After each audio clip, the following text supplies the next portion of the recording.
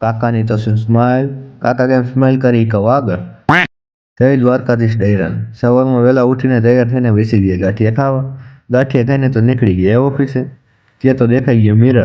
Mirror હોઈને selfie ના લઈ તો સમાજ તો સ્વીકારે નહીં. પછી તો ગયા છાશ લેવા. કાકા છાશ આપે એટલી વારમાં કરી દે લાઈક શેર ને ફોલો. છાશના પડીકા લઈને પાછા પહોંચી ગયા ઓફિસે. પછી તો ગાડી લઈને નીકળી ગયા રખડવા. ત્યાં તો બેને તો મારી ખતરનાક એન્ટ્રીને રોકી દીધો રસ્તો. સિગ્નલ તો હતું 100 સેકન્ડ માટે. ત્યાં તો કાકા તો પાછળ વળીને આપતા હતા સ્માઇલ. કેમ કે કાકાને તો હરખ હતો કે એ છે બધીની આગળ. ટ્રાફિકમાંથી નીકળીને પહોંચી ગયા મયુર સીએનજીએ. ત્યાં તો કરાવી નાખ્યું સીએનજીનું સિલિન્ડર ચેક. સાંજ પડતા લાગી ગઈ ભૂખ તો પહોંચી ગયા વડાપાઉં ખાવા. ભેગી સેન્ડવિચને પણ ખાઈ નાખી. ખાલી સેન્ડવિચ એક ખાઈને તો પેટ તો ભરાય નહીં તો પહોંચી ગયા પાણીપુરી ખાવા. ખાલી પાણીપુરી જ ખાય તો રગડા પાવને તો લાગી જાય ખોટું. તો રગડા પાવને એ ઠપકારી નાખી. The next day. નાસ્તામાં તો ખાઈ નાખ્યા પૌવા. પછી તો ઠપકારી ચા ઠપકારીને પહોંચી ગયા મહાદેવના ધામમાં. આજ માટે આટલું.